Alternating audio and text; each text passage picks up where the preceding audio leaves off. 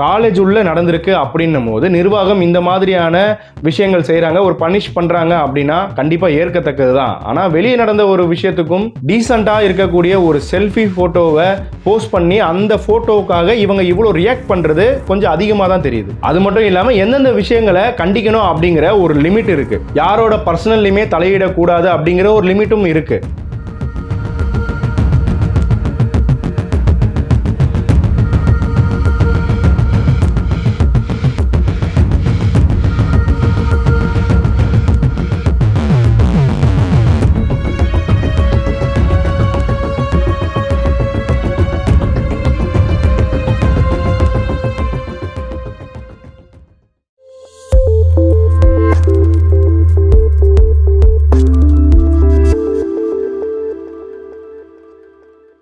விருதுநகர் மாவட்டத்தில் இருக்கக்கூடிய சிவகாசி, அந்த ஊரில் இருக்கக்கூடிய ஆசாரி காலனி அப்படிங்கிற ஒரு ஏரியாவை சேர்ந்த பெண் தான் 19 வயதுடைய சோலைராணி. இந்த பெண்ணோட தந்தை 15 வருடத்துக்கு முன்னாடியே உடல்நிலை சரியில்லாத காரணத்தினால இறந்துட்டாருங்க. அவங்களோட அம்மா தான் இந்த சோலைராணின்ற மாணவியை வளர்த்ததும் படிக்க வைக்கிறதும் அந்த பெண்ணை பார்த்துக்கிறதுமே அவங்களோட தாயார் மட்டும்தான். அவங்க ஒரு பிரைவேட் ஹாஸ்பிட்டலில் தூய்மை பணியாளராக வேலை பார்த்து தான் இந்த மாணவியை வளர்த்து இவ்வளோ தூரம் கொண்டு வந்திருக்காங்க. சோலைராணி சிவகாசியில் இருக்கக்கூடிய ஐயனார் ஜானகி அம்மாள் ஆர்ட்ஸ் காலேஜில் BCA செகண்ட் இயர் படிச்சுக்கிட்டு இருக்காங்க. இந்த காலேஜ் சிவகாசி டு திருப்பலிபுத்தூர் அந்த சாலையில தான் அமைந்திருக்கு. கடந்த 19ஆம் தேதி காலேஜை முடிச்சுட்டு இந்த பெண் வீட்டுக்கு வந்திருக்காங்க. ஆக்சுவலாக அன்னைக்கு அந்த காலேஜில் தன்னோட தாய் முருகேஸ்வரியும் இந்த பெண்ணுமே போயிருக்காங்க. அந்த விஷயம் எதற்காக அவங்க காலேஜ் போனாங்க அப்படிங்கிறத போக போக சொல்கிறேன். அன்னைக்கு 19ஆம் தேதி இந்த மாணவியோட தாயார் முருகேஸ்வரி வெளியே போயிருக்காங்க வேலைக்காக. அப்படியாக வெளியே சென்ற அந்த நேரத்தில் இந்த பெண் ஹேங் பண்ணி தன்னோட உயிரை தானே எடுத்து இறந்துட்டாங்க. இப்படியாக தன்னோட தாயார் முருகேஸ்வரி வீட்டுக்கு திருப்பி வந்து பார்க்கும்போது இந்த பெண் ஹேங் பண்ண நிலையில இருக்கும்போது உடனே அக்கம் பக்கம் இருக்கிறவங்களுக்கு தெரிவிச்சு, அது மட்டும் இல்லாம போலீசாரையுமே உடனே வர வச்சிருக்காங்க.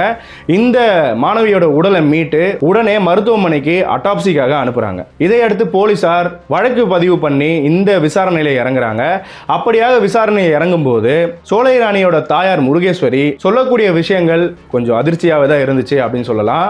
என்ன அப்படின்னு பார்க்கும்போது, இந்த மாணவி சோலைராணி தன்னோட கல்லூரியில் இருக்கக்கூடிய சீனியர் மாணவனை காதலிச்சிருக்காங்க. அப்படியாக இருக்கும்போது ஒரு வருடத்திற்கு முன்பே இது சோலைராணியோட வீட்டாருக்கு தெரியுது. சோலைராணியோட அத்தையும் மாமாவும் இதை கண்டிச்சிருக்காங்க. சோலைராணியோட தாயார் முருகேஸ்வரி மீடியாவில் சொல்லியிருக்காங்க. இதையடுத்து இந்த மாணவி சோலைராணி அவங்க ஒரு வருஷத்துக்கு முன்னாடி லவ் பண்ணதா சொல்றாங்களே, அந்த பையனுக்கு தற்போது பர்த்டே வந்திருக்கு. மேலும் இவங்க அந்த பர்த்டே விஷ் பண்ணுறதுக்காக ஸ்டோரியில் ஃபோட்டோ போட்டிருக்காங்க அந்த மாணவனோட எடுத்த செல்ஃபியை. ஆனால் அந்த ஃபோட்டோவும் இப்போ எடுக்கப்பட்டது கிடையாது, ஒரு வருடத்துக்கு முன்னாடி எடுத்தது.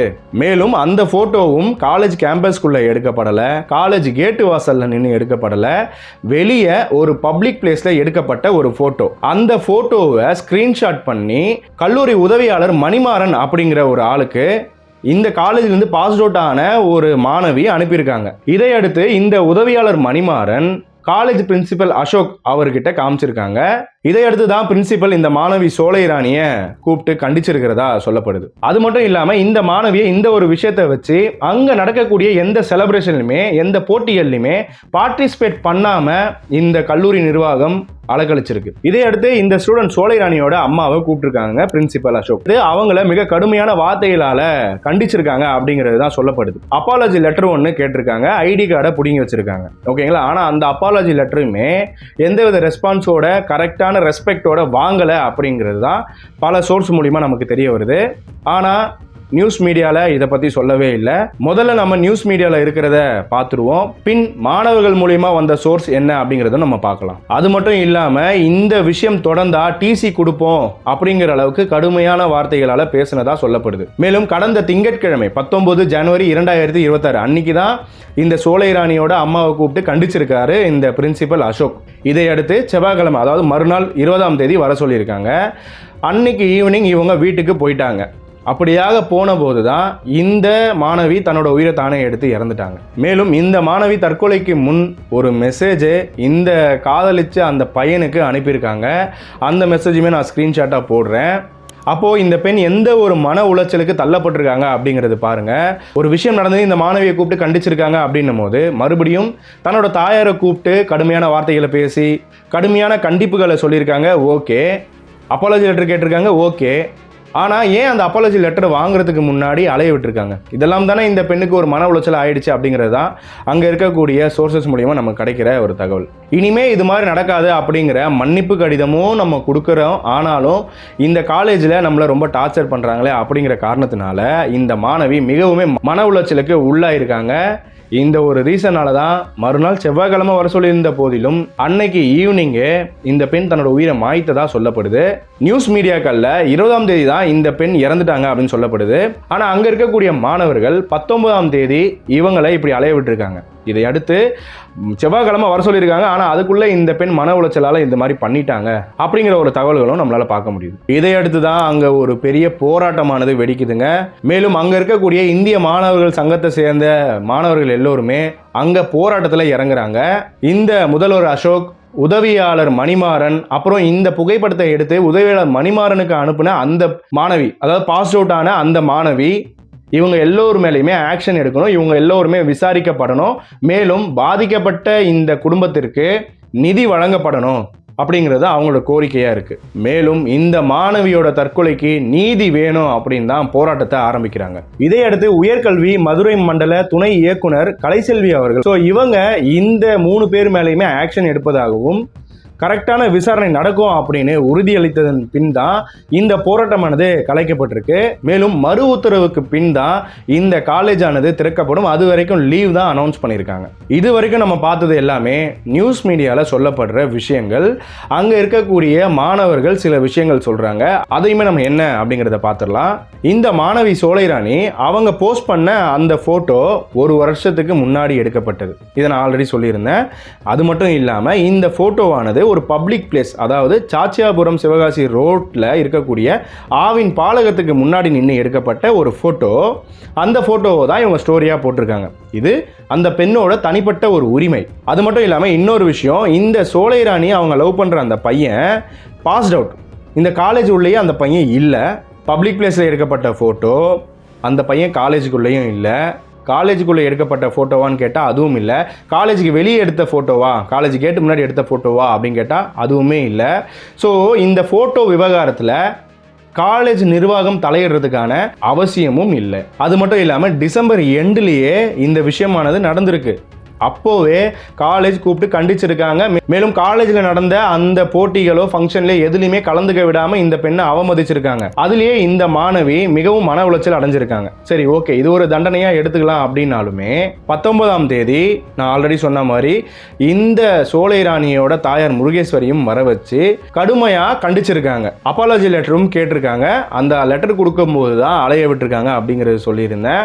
இந்த விஷயம் நடந்ததுக்கு பிறகுதான் என்னோட அம்மாவும் என்னால் அசிங்கப்பட்டுட்டாங்க அப்படிங்கிற ஒரு விஷயத்தினால தான் இந்த அவமதிப்பு இன்னைக்கு ஒரு மாணவியோட உயிரையே வாங்கியிருக்குங்க. ஏன் இந்த அலட்சியம்? நிர்வாகத்தில் இந்த அலட்சியம் செய்கிற அளவுக்கு இது அவ்வளோ பெரிய குற்றமா அப்படின்னு கேட்டால் கண்டிப்பாக கிடையாது. காலேஜ் உள்ள நடந்திருக்கு அப்படின்னும் போது நிர்வாகம் இந்த மாதிரியான விஷயங்கள் செய்கிறாங்க, ஒரு பனிஷ் பண்ணுறாங்க அப்படின்னா கண்டிப்பாக ஏற்கத்தக்கது தான். ஆனால் வெளியே நடந்த ஒரு விஷயத்துக்கும் டீசெண்டாக இருக்கக்கூடிய ஒரு செல்ஃபி ஃபோட்டோவை போஸ்ட் பண்ணி அந்த ஃபோட்டோவுக்காக இவங்க இவ்வளோ ரியாக்ட் பண்ணுறது கொஞ்சம் அதிகமாக தான் தெரியுது. சில இடத்துல ஐடி கார்டை இந்த மாணவி கிட்டேருந்து வாங்கி வச்சுக்கிட்டு அப்பாலஜி லெட்டர் கேட்டாங்க. அப்பாலஜி லெட்டர் கொடுத்த பிறகும் ஐடி கார்டை கொடுக்காம அலக்கழிச்சதாகவும் சொல்லப்படுது. அதே மாதிரி இது ஃபர்ஸ்ட் டைம் கிடையாது. இது மாதிரி பல மாணவிகளை இப்படி தான் பண்ணுறாங்க. தேவையே இல்லாத ஒரு விஷயத்துக்கு தேவையில்லாத கண்டனங்கள், தேவையில்லாத கண்டிப்புகள் அப்படின்னு பண்ணிக்கிட்டு இந்த மாதிரி விஷயங்கள் அடிக்கடிக்கு நடக்குது. பல பேர் அலைய விடுறாங்க. அவங்களோட பெற்றோர்கள் எல்லாமே வேலை பார்க்குறவங்க. ஸோ அவங்களாம் ஒரு நாள் சம்பளத்தை விட்டுட்டு வந்தால் எவ்வளோ நஷ்டம். இப்படியாக தான் 19 ஜனவரி 26 ஐடி கார்டு அப்படிங்கிறத கொடுக்காம அலைய விட்டாங்கன்னு சொல்லியிருந்தேன். மேலும் செவ்வாய்க்கிழமை வர சொல்லியிருக்காங்க. ஆனால் செவ்வாய்க்கிழமை வர்றதுக்குள்ளே தான் இந்த பெண் தற்கொலை பண்ணிட்டாங்க. இதை நான் ஆல்ரெடி முன்னாடியே சொல்லியிருந்தேன்.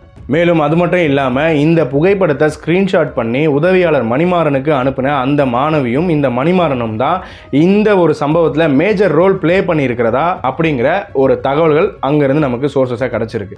அப்படி இந்த மாணவி மேலே மட்டும் ஏன் இவ்வளோ வன்மம், ஏன் இவ்வளோ கோபம்? காலேஜில் நடக்கக்கூடிய போட்டிகளில் எதுலையுமே கலந்துக்க விடாமல், அது மட்டும் இல்லாமல் பல முறை டிபார்ட்மெண்ட்லேயே வச்சு இந்த பொண்ணை திட்டி இருக்கிறதாகவும் சொல்லப்படுது. கூட படிக்கிற மாணவர்கள் சொல்கிறாங்க.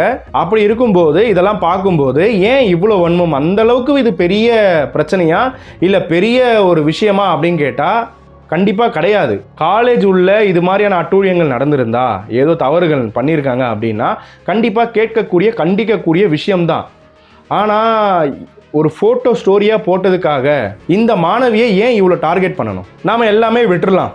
ஆக மொத்தம் இந்த பெண் ஒருத்தரை காதலிச்சிருக்காங்க, ஓகே, செல்ஃபி எடுத்திருக்காங்க, அவங்களோட பர்த்டேக்கு போஸ்ட் பண்ணுறாங்க, ஓகே. அந்த ஃபோட்டோக்கும் இந்த காலேஜுக்கும் எந்த சம்பந்தமும் இல்லை. அப்படியாக இருக்கும்போது 19 வயது நிரம்பிய ஒரு மாணவி, ஒரு பெண் காதலிக்க உரிமை இல்லை அப்படிங்கிறத, இல்லை காதலிச்சா தப்புன்னு சொல்றதுக்கு கல்லூரி நிர்வாகத்திற்கு என்ன அவசியம் இருக்கு அப்படிங்கிறது ஒரு கேள்வியா இருக்கு. ஏன்னா இந்த மாணவிக்கு தனிப்பட்ட விருப்பு வெறுப்பு இருக்கு. மேலும் இந்த மாணவி காதலிக்கிறாங்க அப்படின்னும் போது அந்த வீட்டாரோட பிரச்சனை, அது அந்த மாணவியோட தனிப்பட்ட பிரச்சனை, பர்சனல் விஷயம். அதில் இவங்க தலையிட வேண்டிய காரணம் என்ன? இப்படியாக ஒரு பெண் பண்ணுறாங்க அப்படின்னு தெரிஞ்சால் ஓகே, காலேஜில் கண்டிக்கிறதுக்காக கூப்பிட்றாங்க அப்படின்னா தாராளமாக கண்டிச்சிருக்கலாம். ஆனால் அந்த கண்டிப்பு டார்கெட் பண்ணுற மாதிரி, அதாவது அந்த பெண் மன உளைச்சல் அடைகிற அளவுக்கு ஏன் பண்ணணும்? காலேஜில் எல்லோருமே படித்து பயின்று பெரிய ஆட்களாக தான் பிரின்சிபலாகவும் எச்எம்மாகவும் உட்காடுறாங்கன்னு வச்சுக்கோங்களேன். அப்படி இருக்கும்போது அவங்களுக்கு ஒரு விஷயத்தை எப்படி சென்சிட்டிவாக ஹேண்டில் பண்ணோம் அப்படிங்கிற விஷயம் ஏன் தெரியாமல் போச்சு? ஏன் இந்த விஷயத்துக்காக அப்பாலஜி லெட்டர் கூட வாங்காமல் அலைய விட்டதா சொல்லப்படுது? ஓகே, நம்ம கல்லூரியில் படிக்கக்கூடிய மாணவி தவறான பாதையில் போகக்கூடாது, இல்லைனா இந்த மாதிரி பண்ணக்கூடாது அப்படி நமக்கு தெரிஞ்சிருக்கு அப்படின்னா பெற்றோர்களிடம் முன்னாடியே நம்ம இன்ஃபார்ம் பண்ணிடலாம் அப்படிங்கிற ஒரு நல்ல எண்ணத்தில் பண்ணீங்க அப்படின்னா கூட ஓகே, அந்த தாயாரை கூப்பிட்டு இன்ஃபார்ம் பண்ணதோ நிப்பாட்டி இருக்கலாம். அப்பாலஜி லெட்டர் வாங்காமல் அலைய விட்டது, ஐடி கார்டை பிடுங்கி வச்சுக்கிறது, இந்த போட்டிகள் எதுலையுமே மாணவியை சேரக்கூடாது அப்படின்னு சொல்கிறது எல்லாமே வன்மமாக தான் தெரியுது. மேலும் காலேஜோட ரூல்ஸ் புக்கில் எங்களோட காலேஜில் பயிலக்கூடிய மாணவ மாணவிகள் இந்த காலேஜை முடிச்சுட்டு போகிற 3 வருடங்களுக்கும் அவங்க யாரையுமே காதலிக்க கூடாது, அவங்க காதலனோட இருக்க ஃபோட்டோகளை போடக்கூடாது, அவங்க எங்கேயுமே பப்ளிக் பிளேஸில் ஃபோட்டோ எடுக்கக்கூடாது, அப்படியாக ரூல்ஸ் எதுவும் இருக்கா, இல்லை சட்டம் தான் அதை சொல்லுதா அப்படிங்கிறது தெரியல. இப்படி மாணவர் நலன் கருதி ஒரு விஷயமானது பண்ணுறாங்க அப்படின்னா ஓகே. ஆனால் அங்கே இருக்கக்கூடிய எல்லோருமே கூலி தொழிலாளிகளாக தான் இருப்பாங்க, டெய்லி வேலைக்கு போனாதான் அப்படிங்கிற மாதிரியான ஒரு நிலைமை இருக்கும். மிடில் கிளாஸ் எல்லோருக்குமே அந்த நிலைமைக்கு தான். அப்படி இருக்கும்போது ஒரு நாள் ஃபுல்லாக அலைய விட்டாங்க அப்படிங்கும்போது அன்னைக்கு அவங்களோட வேலை கெட்டு போகுது. ஏன் அப்படி அலைய விடணும்? தன் வாயும் வயிற்றையும் கட்டி சரியாக சாப்பாடு கூட சாப்பிடாம ஃபீஸை கட்டி படிக்க வைக்கிறாங்க அவங்களோட தாயார். அப்படி இருக்கும்போது அவங்கள அவமதிப்பு பண்ணுறதுங்கிறது ரொம்பவுமே தவறு தானே. மேலும் இந்த விஷயத்தில் சாதி மத ரீதியாக எதுவும் பிரச்சனை இருக்கா, அந்த ஒரு பாகுபாடுனால தான் இந்த ஒரு அவமதிப்பு நடந்திருக்கா, இதையுமே போலீசார் கண்டிப்பாக விசாரிக்கணும். ஏன் இந்த மாணவி மேலே மட்டும் இவ்வளவு வன்மம்? காலேஜில் படிக்கிறவங்க லவ் பண்ணால் டிசி கொடுப்போம் அப்படின்னா காலேஜில் 10% ஆட்கள் கூட இருக்கிறது கஷ்டம்தான். அப்படி டிசி கொடுக்குற மாதிரி இருந்ததுன்னா இந்த காலத்தில் பள்ளிகள்லேயே கூட நிறைய பேர் இருக்க மாட்டாங்க. அந்த அளவுக்கான விஷயங்கள் நிறைய பார்க்க முடியுது நம்மளால. இந்த காலேஜிலேருந்து படிச்சுட்டு பாஸ்ட் அவுட் ஆன ஒரு மாணவி, அவங்க ஏன் மணிமாறனுக்கு இந்த ஃபோட்டோவை எடுத்து அனுப்பணும்?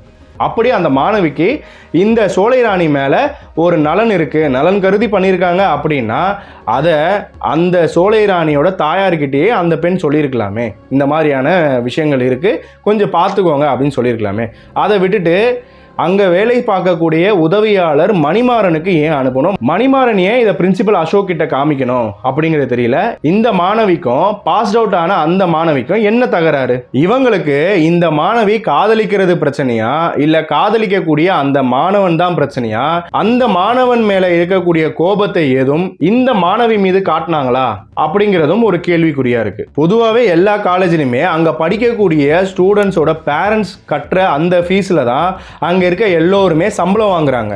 அப்படி இருக்கும்போது அவங்கள எவ்வளோ ரெஸ்பெக்ட்ஃபுல்லாக நடத்தணும். ஆனால் இங்கே முழுக்க அவமதிப்பாக தான் நடத்துகிறாங்க அப்படிங்கிறது ஒரு பெரிய குற்றச்சாட்டாக இருக்குது. ஒரு 19 வயசான ஒரு மாணவி, அவங்க தன்னோட ஒரே தாய் அவங்கள விட்டுட்டு போகணும், அது மட்டும் இல்லாமல் தான் உயிருக்கு உயிராக லவ் பண்ணுற அந்த பையனையுமே விட்டுட்டு போகணும் அப்படின்னு நினைக்கிற அளவுக்கு இந்த மாணவிக்கு ஏன் இவ்வளோ மன உளைச்சல் ஆச்சு? அப்படி என்ன கடுமையான வார்த்தைகள் பயன்படுத்தினாங்க அப்படிங்கிறதே சுத்தமாக தெரியல. அந்த மாணவி ரொம்ப உருக்கமாக நான் போகிறேன் அப்படிங்கிற மெசேஜை போட்டிருக்காங்க தான் காதலிக்கிற அந்த பையனுக்கு. அந்த அளவுக்கு இந்த பெண் ஏன் மன உளைச்சல் ஆனாங்க? அப்படி என்னதான் நடந்தது காலேஜ் நிர்வாகத்துக்குள்ள, அதுதான் இப்ப எல்லோரோட கேள்வியா இருக்கு. மேலும் இந்த வழக்குல வெளிப்படையான விசாரணை வேணும். காலேஜ் நிர்வாகம் இது போல வேற யாரையுமே அவமதிப்பு பண்ணியிருக்காங்களா, அப்படி பண்றாங்க அப்படின்னா அவங்க கண்டிக்கப்பட வேணும், ஸ்ட்ரிக்டான ஆக்ஷன்ஸ் எடுக்கப்படணும். ஆனா இப்ப வரைக்கும் கம்ப்ளைண்ட் ரைஸ் பண்ண அந்த எஃப்ஐஆர் காப்பி கூட கம்ப்ளைண்ட் பண்ணவங்களுக்கு இன்னும் கிடைக்கல, கேட்டா ஃப்ரீஸ்ல இருக்கு, இன்னும் ஃப்ரீஸாவே இருக்கு அப்படின்னு சொல்லப்படுறதா தான் அங்க இருக்கக்கூடிய மாணவர்கள் சொல்றாங்க. மேலும் இந்த மாணவியோட இந்த உயிரிழப்புக்கு கண்டிப்பா நீதி வேணும். தவறாக பேசியிருக்காங்க இல்லை கடுமையான வார்த்தைகளை யூஸ் பண்ணியிருக்காங்க அப்படிங்கிறது வெளியே வந்துச்சு அப்படின்னா கண்டிப்பாக அவங்க தண்டிக்கப்படணும். தவறு யார் செஞ்சாலும் தவறு தான், யார் பண்ணாலும் கிரைம் தான். ஸோ அவங்களாம் கண்டிப்பாக தப்பிக்கப்படக்கூடாது. வெளிப்படையான விசாரணை, கரெக்டான விசாரணையானது நடக்கணும். மேலும் இன்னொரு விஷயம், இந்த போராட்டமானது கூடுறதுக்கு முன்னாடியே நிறைய பசங்க காலேஜுக்குள்ள போயிட்டு இருக்காங்க. அப்படியாக போன பிறகு இங்க வெளியே போராட்டமானது வெடிச்சிருக்கு. அப்படி போராட்டம் பண்ணிட்டு இருக்கிற மாணவர்கள் கூட உள்ள வந்த அந்த மாணவர்கள்லாம் போய் சேர்ந்துடக்கூடாது அப்படிங்கிறதுக்காக காலேஜுக்குள்ள இருக்கிற ஒரு பிளாக்கையே லாக் பண்ணி வச்சிருக்கிறதா சொல்லப்பட்டது. மேலும் அவங்க பாத்ரூமுக்கு கூட அலோவ் பண்ணப்படலை. அது மட்டும் இல்லாம காலேஜ் நிர்வாகத்துக்கு மேல எந்த ஒரு தப்புமே இல்லை அப்படின்னும் அந்த மாணவர்களை மைண்ட் வாஷ் பண்ண ஆரம்பிச்சிட்டாங்க அப்படிங்கிற விஷயங்களும் தகவல்களாக வருது. மேலும் நமக்கு வந்த ஒரு வீடியோவில் இருக்கக்கூடிய ஒரு கிளிப்பிங் நம்மளால பார்க்க முடியும். காலேஜ் உள்ள இருந்து நிறைய மாணவிகள் வெளியே ஓடி வருவாங்க. அந்த விஷயங்களும் நம்மளால பார்க்க முடியுது. நான் கண்டிப்பா சைடில் ஆட் பண்றேன். இதுல இன்னொரு பெரிய கேள்விக்குறி என்ன அப்படின்னு கேட்கும்போது, எந்த மீடியாவுமே இந்த விஷயம் நடந்த அந்த டைம்ல உடனே துரிதமா எடுத்துட்டு வந்து நம்ம கிட்ட சேர்த்திருக்காங்களா அப்படின்னு கேட்டா பெரிதளவில் அதை பார்க்க முடியல. ஏன் எந்த மீடியாவும் கவர் பண்ணல அப்படிங்கிறது ஒரு கேள்விக்குறியா இருக்கு. மேலும் எந்த ஒரு அரசியல் கட்சியை சார்ந்த நபரோ இல்ல அரசியல் கட்சியோ இந்த மாணவர்களுக்கு துணை நிக்கல. இதுலயுமே ஏதாவது அரசியல் இருக்கா அப்படிங்கிறது புரியல. மாணவர்கள் அங்க தனியா போராடிட்டு இருக்கிற ஒரு காட்சிகளை தான் நம்மளால பார்க்க முடியுது. சமூகத்தில் ஒரு பிரச்சனை, அதுவும் மாணவர்களுக்கு ஒரு பிரச்சனை அப்படின்னா ஏன் அங்கே இருக்கக்கூடிய எந்த கட்சி தலைவர்களோ எந்த கட்சியை சார்ந்த நபர்களோ இல்லை மீடியா பர்சன்ஸோ இந்த மாணவர்கள் கூட போய் நிற்கலை அப்படிங்கிறதே தெரியல. இதற்கு பின்னாடி பெரிய காரணங்கள் இருக்கா அப்படின்னு கேட்டிங்கன்னா கண்டிப்பாக இருக்கு. மாணவர்களும் இந்த சமுதாயத்தோட ஒரு தூண்கள் தான். அடுத்த தலைமுறையை அவங்க தான் தலைவர்களாக தாங்கி நிற்கணும். அப்படியான நிறைய தலைவர்கள்லாம் உருவாகக்கூடிய கல்லூரிகளில் இந்த மாதிரியான விஷயங்கள் நடக்கிறது மூலியமா இப்படியாக தற்கொலைகள் நடந்து கொண்டே இருந்தா இது மிகப்பெரிய தவறு. இது கண்டிக்கத்தக்கது தான். கண்டிக்கக்கூடிய விஷயங்கள் கல்லூரிகளில் கண்டிங்க, அது வேண்டான்னு சொல்லலை. ஏன்னா இப்போ பள்ளி மாணவர்கள்லாம் என்னென்ன அட்டூழியம் பண்ணிக்கிட்டு இருக்காங்க, ஆசிரியர்கள் கையில் பிரம்பு எடுக்காதனால என்னென்ன அட்டூழியங்கள் பண்ணிக்கிட்டு இருக்காங்க அப்படிங்கிறது நம்ம எல்லோருக்குமே தெரியும். அந்த கண்டிப்புக்கு எதிரானவன் நான் கிடையாது. ஆனால் அந்த கண்டிப்பிற்குமே எந்தெந்த விஷயத்தை கண்டிக்கணும் அப்படிங்கிற ஒரு போக்கு இருக்குது. அந்த எந்தெந்த விஷயத்தை எப்படி கண்டிக்கணுன்ற ஒரு போக்கு இருக்குது. அதை கரெக்டாக பண்ணியிருந்தாலே இன்னைக்கு இந்த மாணவியோட உயிர் போயிருக்காது. அது மட்டும் இல்லாமல் எந்தெந்த விஷயங்களை கண்டிக்கணும் அப்படிங்கிற ஒரு லிமிட் இருக்குது. யாரோட பர்சனல்லையுமே தலையிடக்கூடாது அப்படிங்கிற ஒரு லிமிட்டும் இருக்குது. ஸோ அதெல்லாம் கரெக்டாக மனசில் வச்சுக்கிட்டு இந்த கண்டிப்பானது இருந்திருந்தா நிஜமா இந்த உயிர் போயிருக்குமா அப்படின்னு கேட்டால் கண்டிப்பாக இல்லை. ஆனால் அந்த கண்டிப்பு வன்மமாக தெரியக்கூடாது, ஒருத்தரை மன உளைச்சல் ஆக்கக்கூடாது. ரொம்ப சென்சிட்டிவான விஷயங்களை சென்சிட்டிவாக ஹேண்டில் பண்ணணும். இப்போ வரைக்கும் பெருசாக எந்த நடவடிக்கைகளும் எடுக்கப்படலை அப்படிங்கிறத அங்கே இருக்கிற மாணவர்கள் மூலிமா நமக்கு வர தகவல்களாக இருக்குது. மேலும் இந்த விஷயத்தில் கண்டிப்பாக யார் கைது செய்யப்பட்டாலோ யார் விசாரிக்கப்பட்டாலோ என்ன உண்மைகள் வெளியே வந்தாலோ நான் அதையுமே ஒரு வீடியோ அப்டேட்டாக போடுவேன். அந்த வீடியோலாம் நீங்கள் தவறாமல் பார்க்கணும் அப்படின்னா இந்த சேனலை தவறாமல் சப்ஸ்கிரைப் பண்ணிக்கோங்க. மேலும் அந்த பெல் ஐக்கானுமே கிளிக் பண்ணிக்கோங்க. அப்போ தான் நான் போடுற இந்த மாதிரியான வீடியோஸ் எல்லாமே உங்களை தேடி நோட்டிஃபிகேஷன்ஸாக வரும். மேலும் இந்த வீடியோவை உங்கள் ஃப்ரெண்ட்ஸ் அண்ட் ஃபேமிலிஸுக்கு ஷேர் பண்ணுங்கள். இந்த விஷயத்தை பெரிதளவில் மீடியாக்கள் கவர் பண்ணாதது ஏன் அப்படிங்கிறது சுத்தமாக தெரியல. அட்லீஸ்ட் நாம் ஷேர் பண்ணுவோம், பல பேருக்கு இந்த விஷயங்களை தெரிய வைப்போம். மேலும் இந்த சம்பவத்தை பற்றின உங்களோட கருத்துக்களை கமெண்ட் பாக்ஸில் ட்ராப் பண்ணுங்கள். கண்டிப்பாக நான் எல்லாரோட கமெண்ட்ஸுமே படிக்கிறேன். மேலும் இந்த சம்பவத்தில் நடந்திருக்கக்கூடிய விஷயங்களில் நான் சில பாயிண்ட்டை விட்டுருக்கேன் அப்படின்னா கண்டிப்பாக அதையுமே கமெண்ட் பாக்ஸில் போடுங்க. பல விஷயங்கள் நான் திருப்பி சொல்லியிருப்பேன், ஆனால் எந்த விஷயத்தையும் விடலை அப்படிங்கிறத நான் நம்புகிறேன். அப்படியும் விட்டுருந்தேன் அப்படின்னா கண்டிப்பாக நீங்கள் அதை கமெண்ட் பாக்ஸில் போடுங்க. அதை பற்றியுமே நம்ம டிஸ்கஸ் பண்ணலாம். மற்றும் இதுபோல் பல டாபிக்ஸ் நம்ம டிஸ்கஸ் பண்ண இருக்கிறோம். மற்றும் ஒரு வீடியோவில் சந்திக்கிறேன். தொடர்ந்து இணைந்திருங்கள். நான் உங்கள் ஜோதி பாபு. நன்றி.